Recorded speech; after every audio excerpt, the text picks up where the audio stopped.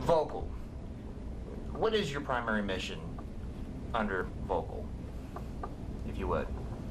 Well, I think the name of our organization just about says it all. Is Victims of Crime and Leniency. Now, we stress the leniency. There's more leniency in the judicial system for the criminal, and not enough thought goes into what the victims go through. So that's the reason you have a lot of leniencies. Yeah, and there's a lot of reasons why the justice system does what the justice system does. Fortunately, your group is able to be there to advocate for the victims and help them organize, because a lot of people never had to be through a parole board hearing. You've done a lot of them. Talk to me a little bit about the reason why it's so important to have someone that's been through that to help you as you approach one of those for the first time. Well, in the early years, I can very well remember what I was told when we were trying to change the system somewhat legislatively. And I was told many times that I was not the victim. It's the offender versus the state of Alabama.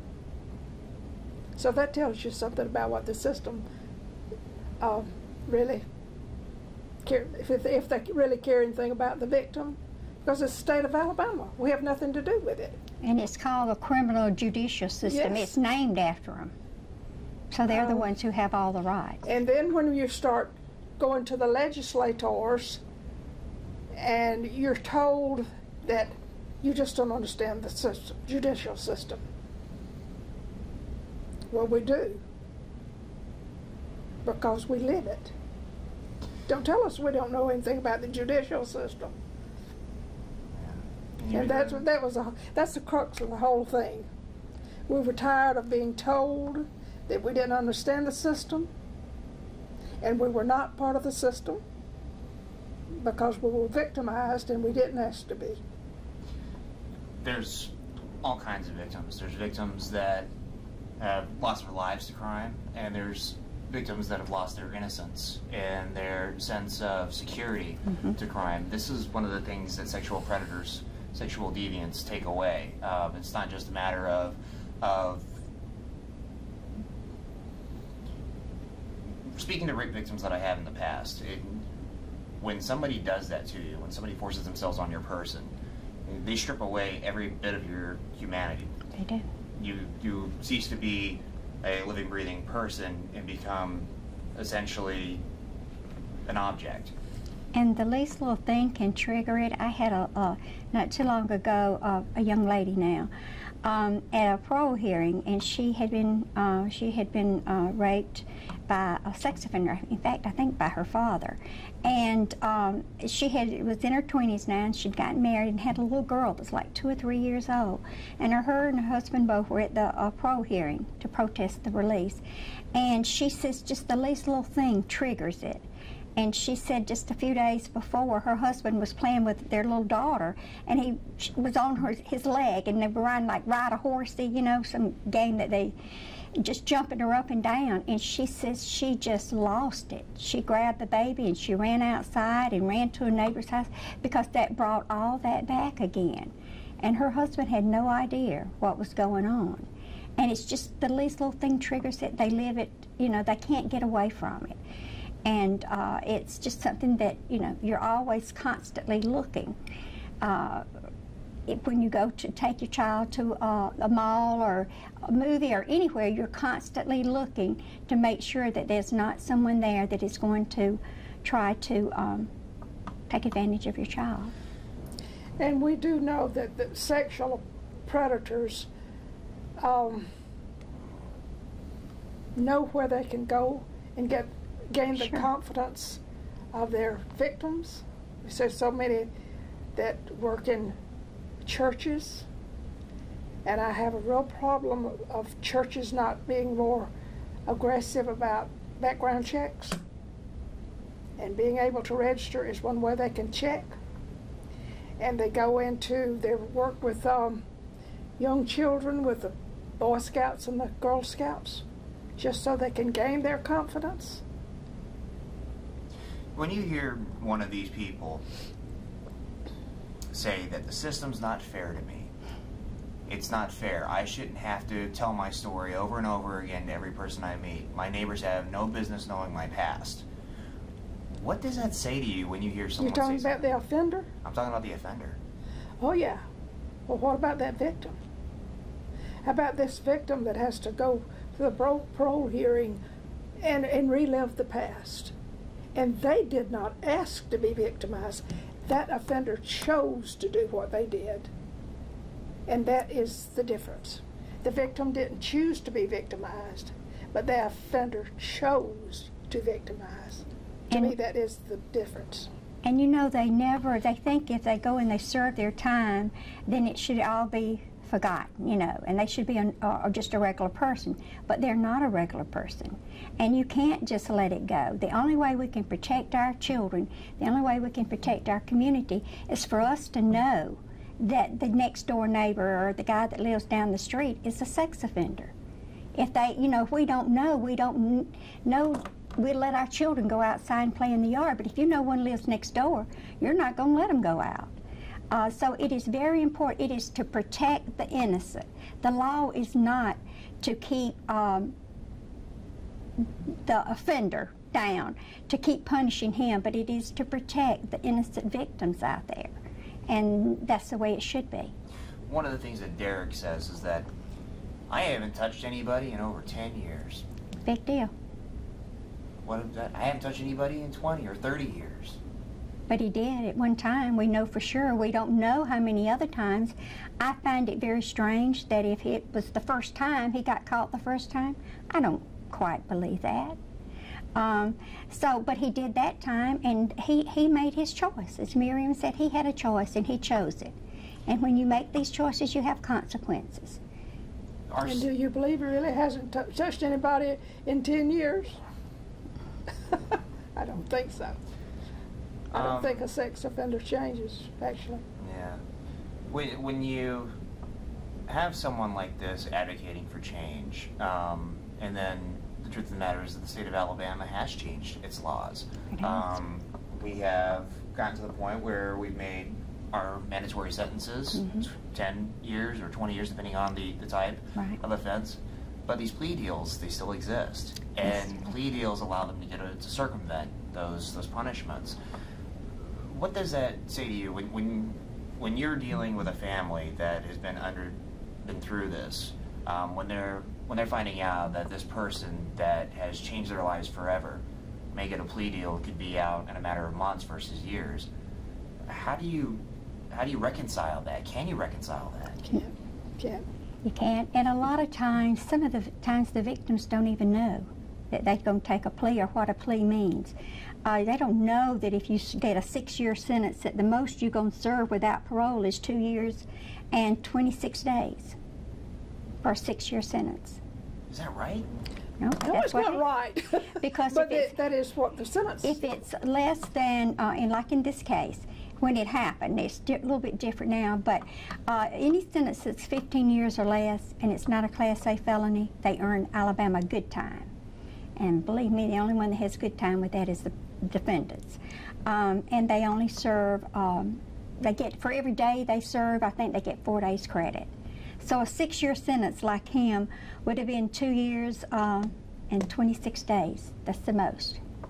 It's a real shame that I wasn't able to reach the family on this because, I don't know, I'm not a father, but I am an uncle, and I've got a lot of little nieces that I love to death.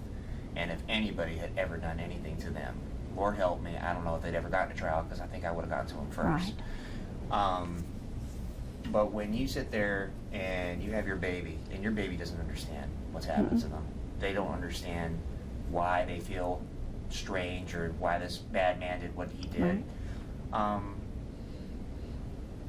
To have to sit there and explain that to a child, that this bad man that, you know, has gone away, he's not going to hurt you anymore, is back out. Can you imagine anything more complicated and more Horrendous. emotional for a family? No, no, and it happens so often. You know, they think they get a sentence and he's going to be put away for, say, 6 years. Well, you know, that didn't happen in this case. And it's really bad, especially as we said earlier, children, I mean, they take away their childhood. Their childhood is raped, their security, their innocence, everything. And it's even worse when it's a family member, because then, you know, they don't really know who to trust. And it's just something that, and it stays with them. They don't, if they've served 2 years or 3 years and then they could go on with their life, that'd be great. But they can never go on with their lives because they're never the same again. It changes the victim, it changes the families, it changes everyone around that victim. What would you both like to see done? How can we change this in order to make the system fairer to the victims? Is there something that you have heard or seen or anybody else doing that could make a difference? How's that locking these guys away for the rest of their lives? First, truth in sentencing. If you get 10 years, you serve 10 years. You know, at least then the victim will know what they're going to get, because we have a lot of victims that come to parole hearings and they have no idea that the inmate's going to get out within a year or 6 months or whatever anyway, because he's going to end his sentence because of the good time law, and they don't know that. And if they're told when they take the plea, and I know there are victims that are so traumatized that if they're told, they might not remember it, but I am of the opinion that they're never told in the first place that they're going to earn good time, because when they get the notice, and you know, they just know they're going to parole hearing, and so many times they're going to end their sentence in 2 or 3 months, and they're thinking they're coming to protest a parole hearing, that they're going to serve several years more. And we looked and said, you know, he's going to get out in his sentence at this certain date. No, I didn't. That should not be. That should not be. But the law has changed. You know, in 2005 it changed, and that's when we had the mandatory sentences for Class A and Class B felonies, that's tremendous. And now, with the new law that went into effect in 2011, it's even more so. So I believe Alabama has very good and very strict sex offender laws. How well it's all being carried out, I don't know, because I know it does put a strain on the sheriff's offices or whoever has to deal with these sex offenders when they're released. But the system is better now for a victim than it was when he committed this crime. So we've seen improvement, but it's not good enough. However, we get these good laws passed, and I think Alabama probably is one of the better states with a good protection for the victim. You have to be a watchdog. Yeah. And see, they don't amend the laws that we've gotten passed that we thought were so tremendous. Someone asked me this time, well, what does Vocal is supporting legislatively this time? And I said, well, what we're doing right now is being a watchdog, because there's always this bill's already filed, amendments already filed, pre-filed. That is be very detrimental to a crime victim. And if you're not on top of it, it will be amended. And a lot of times this is left up to the victim. I mean, they are notified when the inmate, once he gets out and he moves around, but you know, he may be out 2 or 3 months before they get that notice that he's been released. And, you know, they have to sometimes keep up with him to make sure that, you know, he doesn't do something else. If he doesn't come within, try to contact them and everything. So they have to be on guard. The only time that they really can feel safe is when he's in prison, because that's the only time you can be assured that he is not going to sexually offend another child, is when he's locked away. That seems very unfair, that the victim becomes the person that has to be the watchdog. Yeah. Mm-hmm. And we do have a statute that, in the constitutional amendment, that the Department of Corrections would have an obligation to notify the victim when their offender is dies or is released, or what have you. Any change of status. There's a catch to it, though. They have to notify the Department of Corrections that they want to be notified. It doesn't not happen. automatic. It's not automatic. It is, the parole board is mandatory for them to notify the victim when they come up for parole. It is not mandatory. See, the parole board and the Department of Corrections in Alabama is completely separate. It is not mandatory that they notify you from the Department of Corrections unless you notify them that you want to be paroled. Now, how many victims know to notify the Department of Corrections that I want to be notified? Unless you keep up with what's going on in the system. And very few victims know to do that. Let me sort of change a little bit, because I want to try and give you guys a little advocacy as well for being so kind to do this interview for us. I have somebody, hypothetically, that is having to deal with this kind of situation, or any kind of situation in which their family has been victimized. How do they go about getting involved in Vocal? And if I'm somebody that wants to help you guys out, how do I go about doing that? Well, there's a lot of things that can be done. We do have Vocal chapters across the state. I think we have 8 chapters now. And it's made up mostly of victims, people who have been through the same thing. And a lot of times that's the only way you can fight back. You don't have a choice in being victimized. You don't have a choice in the sentence. You don't have a choice in the release. You don't ever have any kind of choice in anything. But you can choose to get involved with something like Vocal and to make a difference for others, because you're already the victim. And that's why we do what we do, because we want to make it better for the next victim, because by the end of this day there's going to be a lot more victims out there than they were when the day started. And but we do have these chapters. We go to parole hearings with victims. We go to hearings, trials. We're there. Over the years, we've gained a little bit of knowledge about the law and the system and how it works. And we share that to try to tell them, so they will know and be better educated when they go to court, that they'll know what what this means and what that means. We are. In fact, you may not know, but we do crime scene cleanup. When there's been a homicide, we pay for a company to come in and clean the residence, so the victim does not have to, which is, I think, is tremendous. And we have a counselor here for homicide victims. It's a grant, so he can only work with homicide victims. But we help all victims, and you notice this big house we have here, we have bedrooms upstairs and downstairs, and that's where victims can come and stay free of charge when they come to a parole hearing, or when they have some kind of trial here in Montgomery, appellate trial, or just the beginning phase trials. They can come here and they can stay free. So if I need to reach out to the chapters, do I just call the main number here in Montgomery and you guys can get them in touch? Right. Is the best way to do it? And then we have an 800 number here. Okay. With our limited funds, we try to do public awareness, but our 800 number is 1-800-239-3219. And we try to point them in the right direction if they can get involved with another chapter, or if they call here. We do a lot of counseling by phone. And how do I donate to your cause? Well, our address is Post Office Box 4449, Montgomery 36103. We'd be glad to receive anything. We are a nonprofit. With all the budget cuts, we are under tremendous strain right now. But if we go away, who's going to be there for the victim? Who is going to be there? And unless you've walked in the victim's shoes, you cannot imagine how traumatic that would be to not have anybody there with you.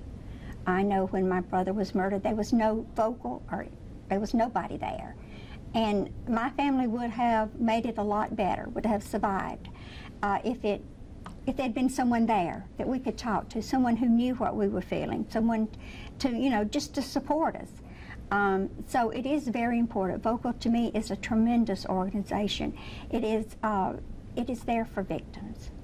And we help any way we can. We go around and we speak to the police cadets and everything, and we tell them, if you don't remember anything else from what we said today, if you ever come across a victim and you don't know how to answer their question or what to tell them, just give them our number, and we can help. We will find someone that can.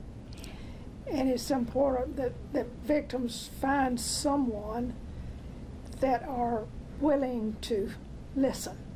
That's the most important thing in this world, is to listen. Because you don't know until you're victimized how, I guess, you feel kind of shunned by the general public, because you almost feel like other people feel if I have to share that with you, it might rub off on me. I don't know what it is, but I have actually had to I have spoken my daughter's name after all these years, and not in a, because I like for her to be remembered, and not in a sad or, you know, and they just drop their head, and I know not to speak her name again. I know that one of the other things, and I'm sure that you guys help with that as well, but my camera isn't always welcome after one of these kind of stories happen. When a family has lost a family member, that kind of thing, when I come knocking on the door asking for a picture, or if I come asking to talk, I would imagine that y'all also help, you know, people understand, and I guess not necessarily work with media, but understand that the media is not trying to victimize you again. Yes. Well, sometimes they, you know, some victims have had bad experience with the media, but a lot of times, especially in Alabama, I believe, the media, I think people in Alabama are very sincere. I don't think that the media here is anything like it's portrayed in other places, because I think the media really does, they want to get the story out, and maybe the victim might feel that they're losing some privacy or something, but really the people need to know what's happening to these victims. And when a crime first happens, everybody feels sorry for the victim. Oh, that's horrible, I can't imagine. But 2 or 3 years down the road, when they get to a trial, people don't remember the victim. No. They don't. And then they remember the person. Well, he gets 100 years. Well, But he they don't. look normal, don't they? Yeah, they do look normal. You need to tell him that. But they don't get, you know, they feel more sympathy for the criminal. And all they have to do, if they don't want to be burdened with a sex offender label on their driver's license and everywhere they go, then don't commit the crime. It's as simple as that. But if they do commit the crime, I think it should follow them to every day for the rest of their lives. Everybody has choices, and you better think about that. What choices you make in life, there's consequences. And the victims have no choices. They don't choose. They have no control over their destiny. And something like this, when it happens to a child, I mean, this lives with them forever. I mean, it's, you know, it's there. The trauma is there forever, and it never goes away.